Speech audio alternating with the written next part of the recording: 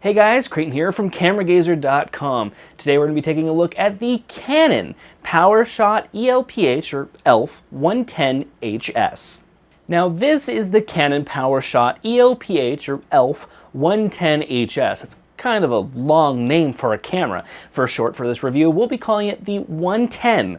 It is a small, compact point-and-shoot camera, great for anybody who wants you to snap those shots on a daily basis, something small to fit in to their bag or their pocket, just a normal, everyday carry-around camera.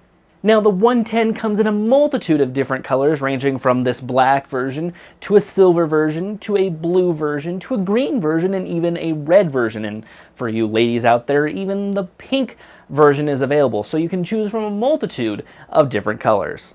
The 110 has 16.1 megapixels and is backside illuminated with the CMOS sensor. It weighs 4.8 pounds and the lens extends and retracts for a 35mm equivalent to 24 to 120 millimeters. On the widest end, you'll be getting a 2.7 f-stop, while on the furthest end, you'll be getting a 5.9 f-stop. The 110 takes full advantage of those 16.1 megapixels for a clear, crisp picture, also giving you full 1080p 24 frames per second video and a 30 frames per second video if you're doing 720p. The ISO ranges from 100 to 3200, so you'll be great at night with those shots. And on the top is one of the coolest features that I think is available, is that there's a switch. You can switch it back and forth, and it basically does it between auto mode and a program mode. The auto mode will take in the scenery and choose the best mode for you, so you can be almost hands-off with this camera besides pressing the shutter button. Or if you wish to take more advantage of the camera, you can switch it over into the camera mode itself, and you can customize all of those settings. Although there is no full manual mode, program mode is the closest that you can get. Before getting into my conclusion of this camera, we're going to go take a look at some video and still test shots to show off the variability of this camera.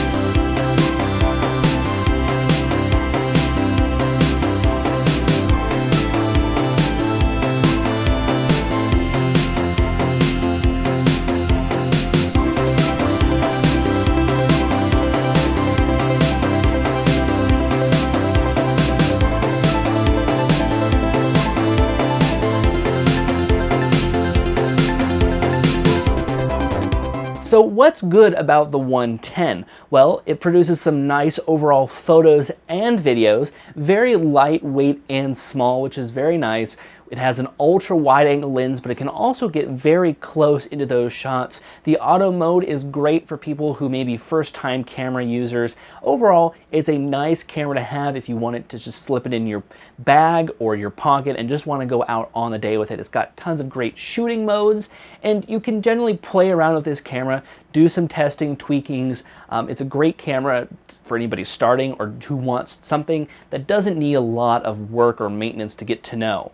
All right, and let's talk about the bad. In low light performance isn't that great. It does produce some very noisy photos, and the features in the photo can be very softened. So it's not that well in low light situations. So make sure you do have enough light for all your photos, but it will take low light shots, which is great. Its maximum ISO is 3200, so granted, you can't be in an almost pitch dark room, but you can get pretty dark maybe out on the town with street lights overhead to take some pretty good photos. Lastly, the battery life isn't so well. Again, like I said, it only lasts about 170 shots, which can be a little detrimental to you if you're going to be snapping photos very quickly and very often around the town. So you might need to pick up an extra battery to take with you, because for me, 170 shots is an average maybe hour of shots that I take. So you might need to buy an extra battery or keep something around to keep that battery charged. So let's get down to the bottom line. The camera is lightweight, it's small, it can take great pictures for the relative size that the camera is at. Yes, the battery life may be a little bit detrimental to you, but depending on what you're doing on a daily basis and using the camera for, that 170 shots is going to be absolutely fine. It takes SD cards, which is great. Almost everybody these days has SD cards. Takes full 1080p video. That's the main reason why I got this camera, is I want to use it as a vlog camera. And it works great for that. It's easy, it's lightweight, it's handheld, has an ultra wide angle lens, so I don't need any attachments or to hold it out too far from me when I want to speak to it. The audio is crisp as well when you're relatively close to it, so it's a great overall video camera as well if you're going to be doing some casual amateur video. So if you should buy it, sure. I know that the 130 is out, and the reason why I went over the 110 is that it does 1080p video, has more megapixels, and is using the Digic 5 processor. If you look at something like the Canon 130, it's actually using the Digic 4 processor. So what is supposed to be the successor to this camera is actually a step back in many ways. So if you're considering getting the 110 over the 130, consider getting the 110 just because of the advanced technology inside. Again, it comes with many different colors, works very well for anybody, has an auto turn off feature like you just saw, has a tripod mount, has external HDMI and AV outs, has a wristband. It's a great camera for anybody who's traveling, wanting something lightweight.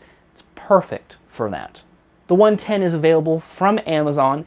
You can get it there by going to lgic.co/110. That will bring you to the Amazon page to go pick this up. You can pick it up for about $150, $130. So it's a relatively cheap camera for the quality that you're getting out of it. So consider getting it if you're looking for a cheap point and shoot camera, maybe for a family member, maybe for yourself, maybe even want to do vlogs. Go ahead, check it out. The Canon PowerShot ELPH or ELPH 110HS. Before we go, please follow us on our social media profiles, Facebook, Twitter, Google+, all under the username of Camera Gazer. Of course, you can follow me personally, twitter.com/Creighton. I will always be there to answer any photography questions for you guys. You can also head over to our forums, forums.cameragazer.com. Go ahead, click that sign up button, join the forums, say hi, share any questions that you might have that our community can answer. So thank you again for watching this video review. Again, any questions, any comments, any general things that you want to tell me, email me, Creighton@cameragazer.com. Until next time, we'll see you guys later.